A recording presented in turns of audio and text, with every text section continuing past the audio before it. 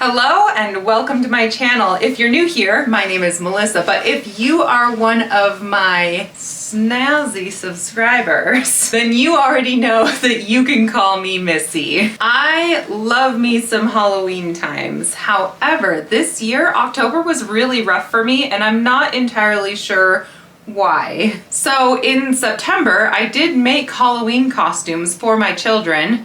I filmed that process so that I could show you, and I had hopes of being able to get it edited and put out in October. That did not happen, but we are going to soldier on because I also have some fun Star Trek style skits that I filmed for you. So let's get into that.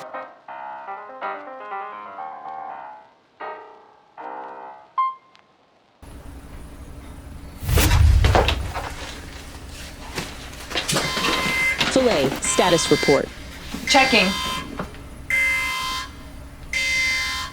Captain, could you stand by for a minute? Standing by. Security, can I get footage of the tour of the ship that we gave those Terenzi the other day? Sure thing. And sent. Thank you.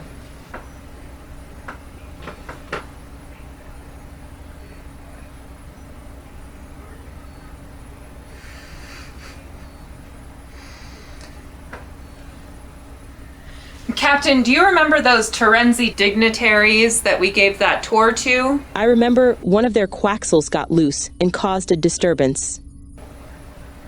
It would seem that they replaced our reliable Scheinzerian wires in our warp distribution center with some fast-degrading copper wires.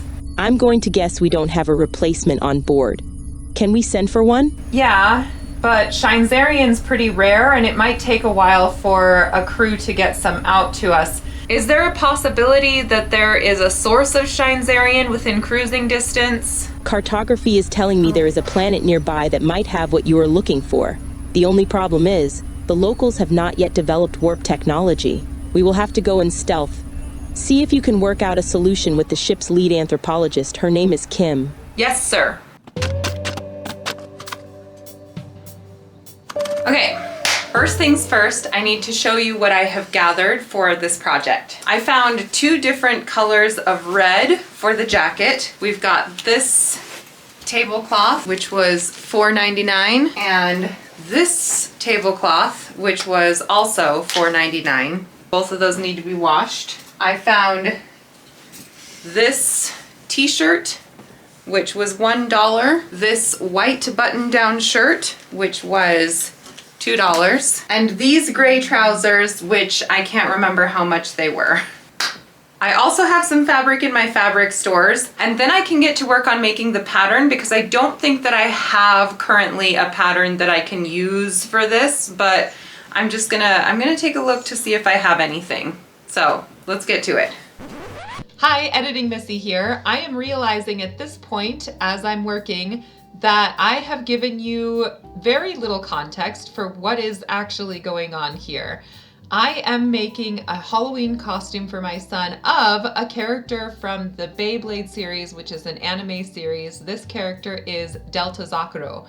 You can see in these pictures, he is a very cool character. He is a very chill character, except for when he's very fierce in the battle arena. But his outfit is actually fairly composed of normal elements, except for this very fabulous jacket. And then he has that really cool blue hair, which my son wasn't actually that interested in the hair element. It was mostly like the overall outfit. So I was able to just thrift some elements of this and not even have to make them by scratch, which was really nice for me. But now you know what I'm actually working on here and we can get back to the video. I still have all this scrap fabric out from past projects. Some of them are things I need to do, but I should probably go through them really quick, especially if I'm going to be going through my fabric. All of this purple stuff is from my Beetlejuice costume. This is too small to use for anything. I'm a little bit concerned with how easily that all tears. What does that say about my dress that I made?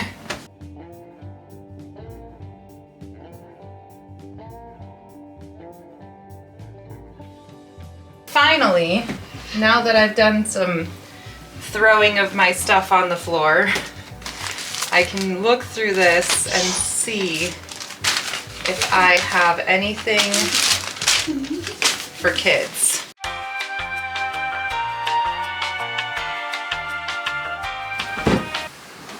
Okay, so I have verified that I do not have any patterns for kids' clothing, so I will be having to make this essentially from scratch, which does kind of suck because it's going to take longer, but it's a fairly simple jacket, so it shouldn't be too difficult to make. But yeah, I'll show you how I go about making patterns. First thing, I need to grab my great big roll of white butcher paper, and I need to find some clothes that fit my kid.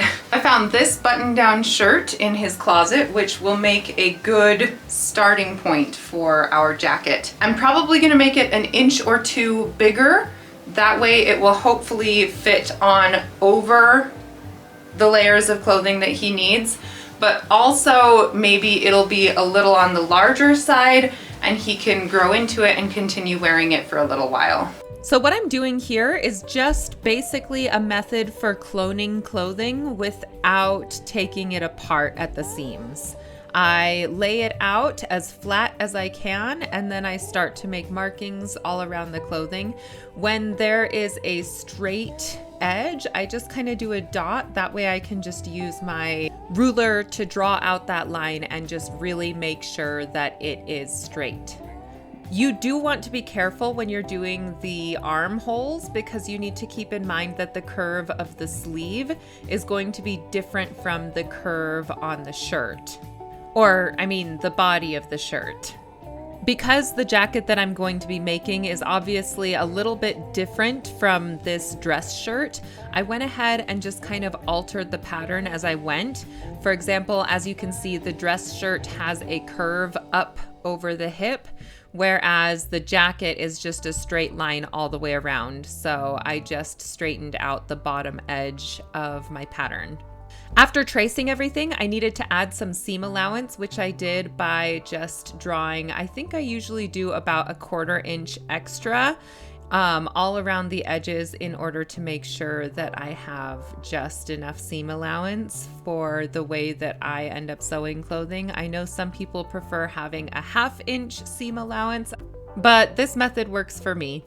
Because this is a character jacket, certain pieces of the jacket are a different color than other pieces. For example, there's a strip of darker red that goes down the front, which I needed to make little pattern pieces for as well. I then realized that I forgot to add seam allowance to some other pieces, and then I thought about the blue circles that are on this jacket design.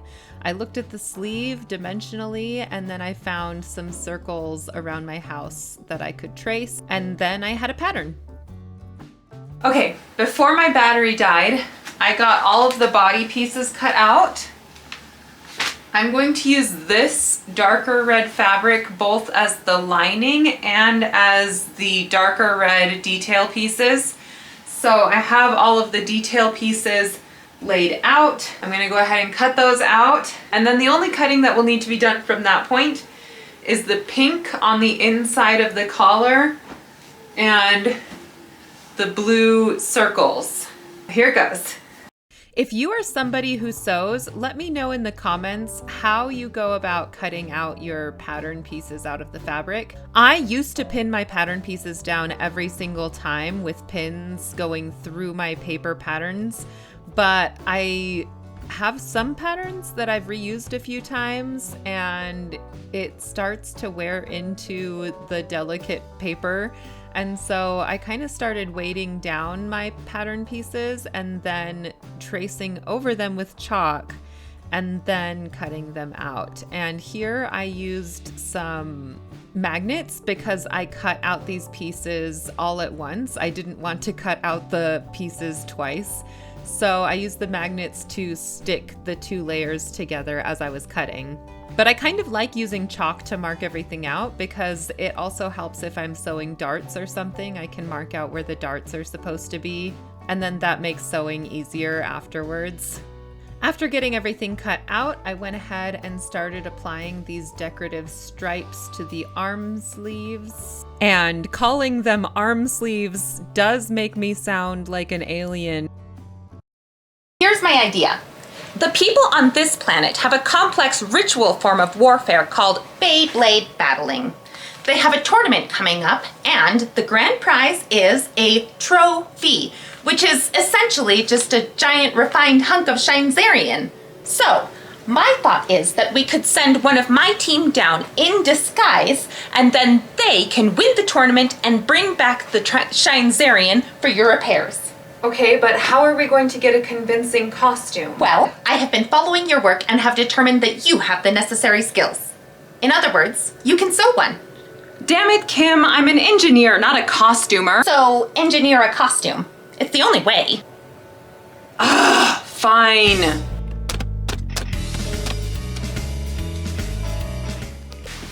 Welcome to day 2 of making my son's Halloween costume. I have all of my pieces cut out with the exception of the pink collar pieces.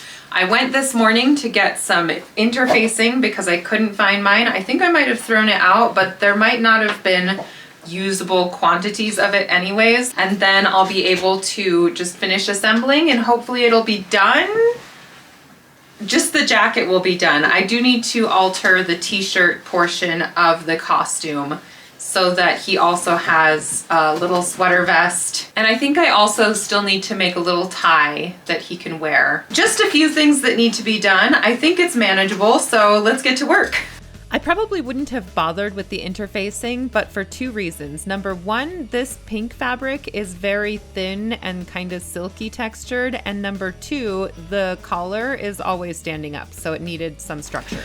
Okay, now I need to take all this down to my ironing board. Since I had the interfacing, I also went ahead and applied it to all of my blue circles because even though they were definitely a better kind of cotton fabric, they were still going to need to be stitched in place in that exact shape.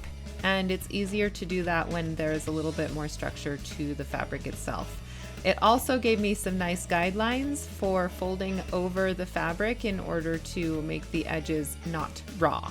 And even though ironing down those edges made it a lot easier for me to just kind of freehand stitch those on, it just made it that much easier if I had also pinned it in place, making sure that those edges stay put and that the circle itself stays put because we want one sleeve to match the other, you know. And since I didn't have any instructions, I was kind of just making this up as I went, and I realized that the blue circle on the lower edge of the arm needed to be overlapping a little bit the cuff of the jacket, so I had to sew the cuff on. And then while I was at it, I was just like, sure, why don't I go ahead and add the stripes to the edge of the shoulder. And from there, it was just a matter of stitching everything down.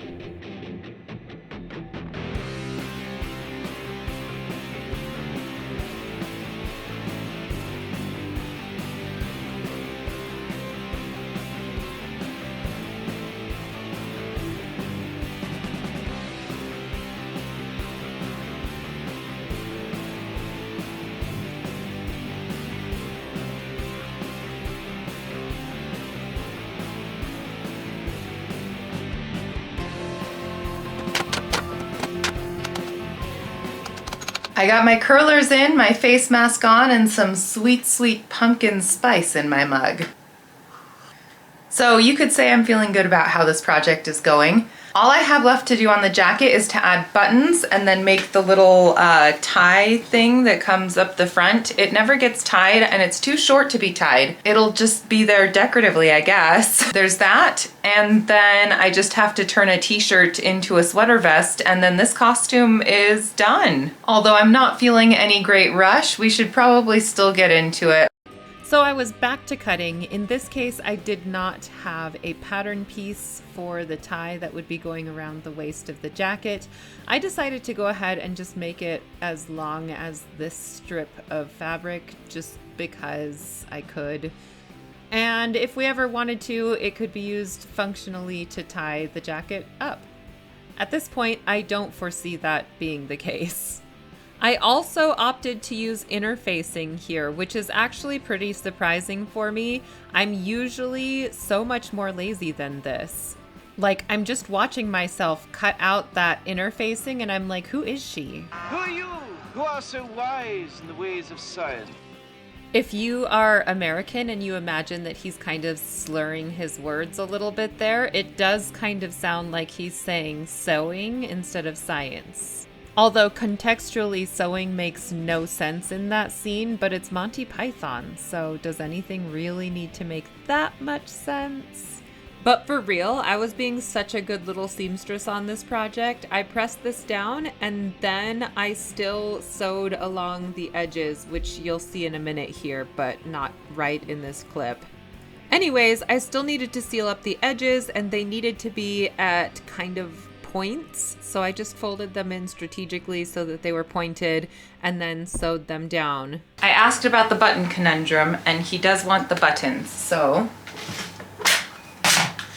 I need to find buttons. Actually, ooh, these might work.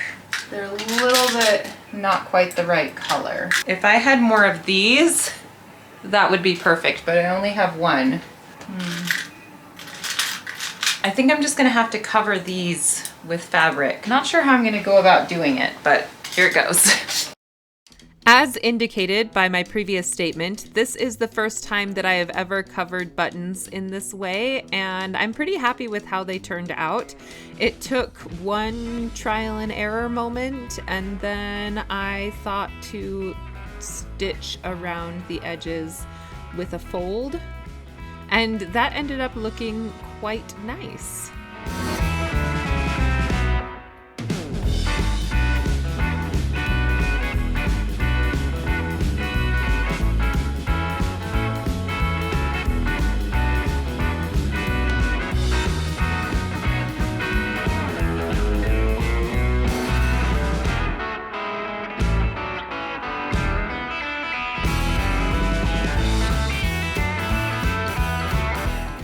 First of all, didn't I have my hair in curlers earlier? Yes, so why isn't it curly? Because I went to the gym and I took my curlers out beforehand and it didn't really curl that much. So I decided just to take a shower after the gym. And so now it's been drying straight. But what you actually want to know is, what am I doing here? I'm going to turn this into a tie because the character also wears a tie. So I have no idea what I'm doing, but I'm just gonna do it. So let's get to it. I decided that in order to make the little points at the end of the tie, that the best thing to do would be to just sew the edges after folding them. And then when you turn them inside out, they come to that point and that raw edge ends up coming at the top of the triangle shape. And then I sewed it into a tube and took it inside out, or right side in. I'm surprised at how well this is working. I have never sewn a tie before, and I just kind of was like, if I were to sew a tie, how would I do it? And look at that. That looks pretty good. It needs to be pressed, but like, holy crap. I made a tie. Unfortunately, though, the tie was too short, so I had to just tie it into a knot, and then I made this band to go around the neck, which took forever for me to turn right side in. But then I threaded it through the tie so that it was hanging off of that, and then I added some hook and eyes to that band so that it could just be clipped onto the neck. And for the final order of business, I took out that t-shirt and I cut off the sleeves. I also cut that band that goes around the neck before cutting a V-neck into the neck shape. It kind of looks like I'm just eyeballing it, but I actually did have some chalk marks there to help guide me. I then folded the armholes in and then sewed them down with a zigzag stitch. I finished off the collar, and then this baby is ready for the reveal, which is where you will see the Beyblade battle that wins the tournament and gets the Shinezarian for the ship.